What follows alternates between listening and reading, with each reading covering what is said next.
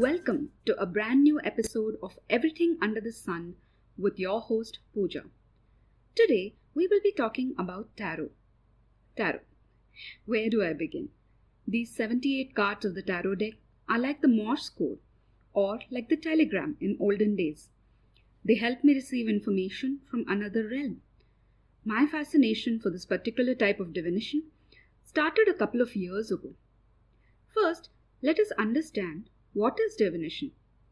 Any art of receiving and interpreting information using one's intuition is divination. Like tarot, we have oracle decks. Some people use rune stones, pendulums, or crystal balls. Tarot falls under cartomancy, or the art of reading cards. Some people can use the regular playing cards for divination as well. The tarot cards are divided into two sets. 56 of them are known as minor arcana cards, and they are similar to the playing cards, ranging from an ace to a king. The rest 22 cards are known as major arcana cards, and they are very unique to tarot. I started getting interested in this as I watched videos online on tarot readings. At first, it felt a bit vague. Unlike astrology, which is a science where predictions are based on calculations, this seemed a bit out there. So I decided to dive in deep and explore more. I believe the best way to demystify or remove fear and doubt about something unknown is to study it. Once you know what it is, you are more confident and feel a bit in control, isn't it? I bought my first tarot deck, Tarot of Dreams by Ciro Marchetti, and started reading the guidebook that came with it. Later, I invested in a few foundational books, and as I started practicing, my journey began. Tarot is not new. It has been around for hundreds of years. Back then, it was taught to a select few and guarded as a secret tool, especially during the Inquisition times across Europe, times when divination was considered witchcraft, and people were burnt at stakes, branded as witches. I can only wonder at the bravery of the few who continued to practice and teach in secrecy. In 1910, artist Pamela Colman Smith was commissioned by Rider and Son publishers to create illustrations of the tarot cards we all use today. Later that year, A.E. Waite wrote a small guide for using these cards. This was the first ever commercial publication of tarot cards. Thanks to them, we got the basic and most widely used set of cards known as the Rider-Waite-Smith cards. Coming now to the concept of a tarot reading. The key is to hold a question in your mind and shuffle the cards, and then draw the cards and interpret them.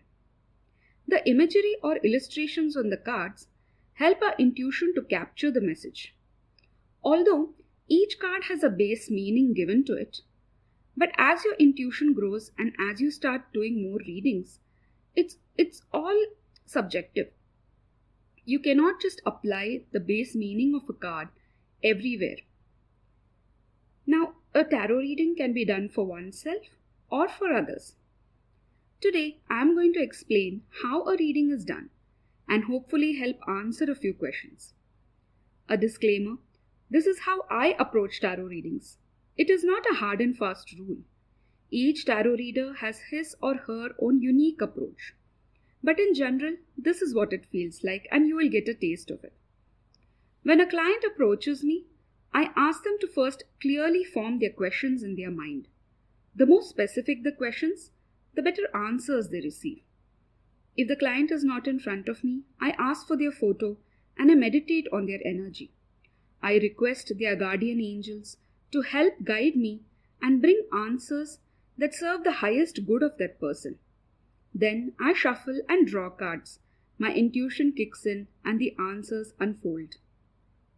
Most of the times, the answers render me speechless, as I get confirmation about it from clients. Now, a typical session can last anywhere between 45 minutes to an hour, depending on the number of questions and how the discussion carries on, because this is never a one-way traffic. This is a discussion. Tarot is not so much a predictive tool than a guidance mechanism. It is the GPS lady telling you what is ahead on the path and how to reach your destination. Whether you take that right turn or keep moving straight is up to you. For example, if you want to know, should I take this new job? The cards can tell either yes, it is good for you and your career, or no, there will be challenges ahead. But this is not a final verdict by any means. If the answer is no, you still have a choice to take the same job and meet the challenges head on. It is imperative to understand that tarot helps you weigh your options. It is like a clue in a game.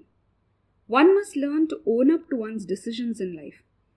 If anyone wants quick fixes or validations or the tarot card reader to tell them what decision to take, please don't get a reading done. Also, tarot is not for the lazy people or those who blame others for their lives. It is for those who truly want to improve in life. Life is not what is happening to you, it is what you are projecting. We relate to the external world from our inner state of mind. So if you always feel like a victim, guess what? Nobody will treat you right. In a tarot reading, I also share a lot of advice, or angel advice as I call it. That is, I don't use my judgment or my bias or my limited experience to guide someone. I'm only a transmitter of these messages.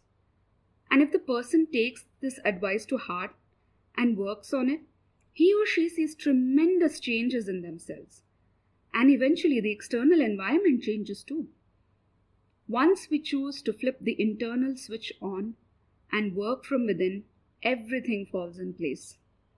You will observe unwanted people leave your circle. You may lose a job you have been clinging to out of comfort and take a leap of faith to surprise yourself.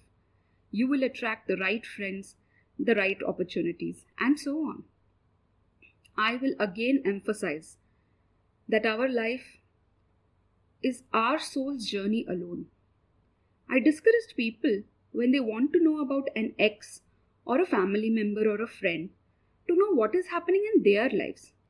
That is prying, and without the permission of that person, it is just unethical. Tarot can warn you if anyone around you has wrong intentions towards you, or if someone can be a good life partner or a prospective love interest. But all the questions should involve you directly. You see, it is never about the other person. We must understand it is always about us and how we respond to the other person. If we all can learn to only focus on our soul's journey, we will all evolve together. This is not about being selfish. This is the most compassionate thing to do. If you are happy and strong, you can support others, not when you are weak and scared. Similarly, I avoid questions regarding death and life expectancy. Only God can answer those. Some things are better left unknown. In my experience of reading for so many people, tarot has always helped them take the next right decision in their journey. As a rule, I do not judge anyone, and as the ethics of this divine tool, I never discuss the readings with anyone, including my family. It is a sacred space, and I am thankful people trust me enough to open up and let me help them. I am extremely grateful to God for opening up this avenue to channel my intuition. I am not a mystic or a seer, nor a mysterious woman in a bandana in a caravan, sitting with dim lights and velvet curtains staring at a crystal wall. That would be awesome though. I am just a guide who can tap into the higher realm for short bursts of time to help someone make the next right move for him or her. It is a life hack God has provided to help us navigate life. During my readings, I also use other types of divination cards known as oracle decks, which have more creative freedom and need not follow a structure like these tarot cards. And they are all unique. They help bring in added clarity to the reading. Again, intuition plays a critical role in interpretation. Hope this episode has helped demystify tarot for you. I will continue to bring more information, thoughts, and experiences with other divination tools in episodes to come. Also, I want to apologize if the sound quality is not been great lately. I currently don't own any sound equipment and I'm waiting for the lockdown to be lifted so I can invest in some. Until then, I hope my content is good enough to keep you hooked. Until next time, signing off. Your host Pooja. Stay safe and loads of love.